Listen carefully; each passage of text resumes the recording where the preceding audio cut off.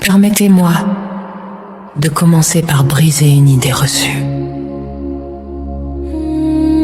Quand on parle d'attraction spirituelle de l'argent, beaucoup imaginent des rituels mystiques, des formules magiques, des bougies allumées à minuit d'autres. Au contraire, rejettent totalement le sujet en disant que l'argent n'a rien de spirituel. Les deux ont tort. La vérité est au milieu et elle est bien plus puissante que vous ne le pensez. L'argent est une énergie, pas une chose. Commençons par le fondement. L'argent n'est pas d'abord du papier. Ce n'est pas un chiffre sur un écran. L'argent est une représentation d'énergie échangée. C'est la forme visible d'une valeur invisible. La valeur que vous créez, que vous portez, que vous offrez au monde. Et comme toute énergie, elle se déplace vers la source qui lui ressemble. L'eau coule vers le bas, la chaleur se déplace vers le froid. Et l'argent se déplace vers ceux qui ont développé la capacité intérieure de le recevoir, de le gérer et de le multiplier. Ce n'est pas de la philosophie abstraite, c'est une loi. Et cette loi commence à l'intérieur de vous. Première loi, votre relation avec l'argent reflète votre relation avec vous-même. Posez-vous cette question honnêtement. Qu'est-ce que vous ressentez quand vous pensez à l'argent?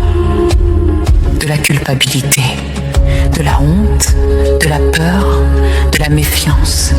Beaucoup de personnes ont grandi avec des croyances profondément ancrées. L'argent corrompt. Les riches sont des voleurs. Dans ma famille, on n'a jamais été riche. L'argent ne pousse pas dans les arbres. Ces phrases semblent anodines, mais répétées pendant des années, elles deviennent des murs invisibles qui bloquent l'abondance avant même qu'elle arrive.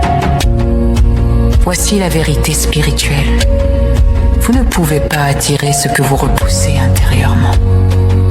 Si vous croyez inconsciemment que l'argent est mauvais, votre esprit, fidèle à vos croyances, travaillera à vous en éloigner. Vous saboterez des opportunités sans comprendre pourquoi. Vous dépenserez par impulsion chaque fois que votre compte commence à grossir. Vous vous sentirez coupable de gagner plus que vos proches.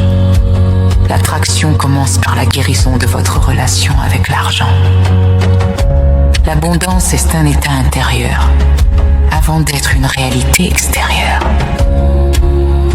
Voici ce que les personnes qui attirent l'argent ont compris et que les autres n'ont pas encore saisi.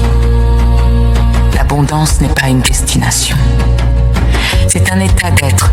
Celui qui attend d'avoir de l'argent pour se sentir abondant attend indéfiniment. Parce que l'argent ne crée pas l'état d'abondance. C'est l'état d'abondance qui crée l'argent. Concrètement, cela signifie être reconnaissant pour ce que vous avez maintenant. Même si c'est peu, donnez généreusement maintenant. Même si c'est petit, gérez avec soin maintenant. Même si les montants sont modestes, pensez en termes d'opportunités maintenant, pas en termes de manque.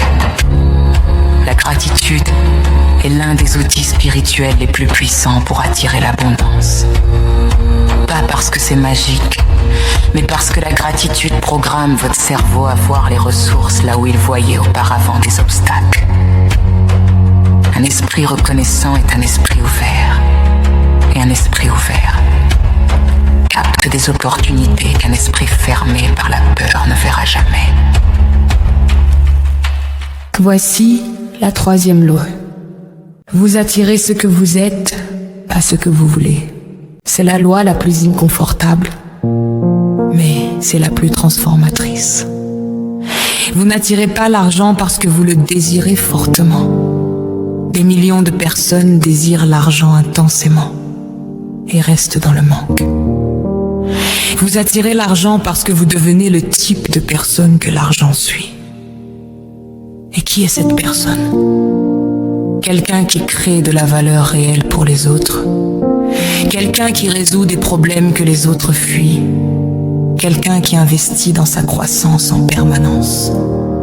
quelqu'un dont la parole est fiable, les engagements sont tenus, quelqu'un qui pense à long terme quand tout le monde pense à demain matin. L'attraction spirituelle de l'argent n'est pas séparée du travail. Elle est le fruit d'un alignement entre qui vous êtes, ce que vous faites et la valeur que vous offrez. Quand ces trois éléments s'alignent, l'argent ne court plus après vous. Il vous trouve. La quatrième loi. Ce que vous donnez, vous l'ouvrez. Toutes les grandes traditions spirituelles du monde s'accordent sur un point. La générosité est une porte vers l'abondance. Pas parce que donner vous appauvrit, mais parce que donner envoie un signal puissant à votre subconscient. J'ai assez, je suis à la hauteur. Je peux donner sans perdre. Et ce signal répété, incarné, vécu, reprogramme profondément votre rapport au manque. Celui qui ne peut pas donner 1000 € ne saura pas quoi faire avec 1 million de dollars. Parce que le problème n'est pas le montant. Le problème est l'état d'esprit de rareté qui gouverne chaque décision.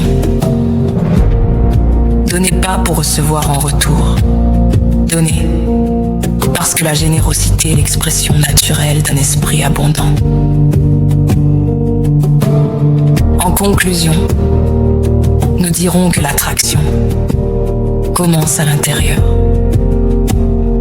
Attirer l'argent spirituellement, ce n'est pas réciter des affirmations dans le vide. Ce n'est pas visualiser des billets en fermant les yeux. C'est un travail profond intérieur quotidien. C'est guérir vos blessures autour de l'argent. C'est cultiver un état d'abondance avant d'en voir les fruits. C'est devenir la personne que l'argent suit naturellement. C'est donner avant de recevoir. Et au bout de ce chemin, vous ne courez plus après l'argent. Vous serez devenu quelqu'un vers qui l'argent coule naturellement. Parce que vous aurez développé la capacité intérieure de le recevoir, de le gérer et de le multiplier. L'attraction n'est pas un mystère réservé à quelques élus.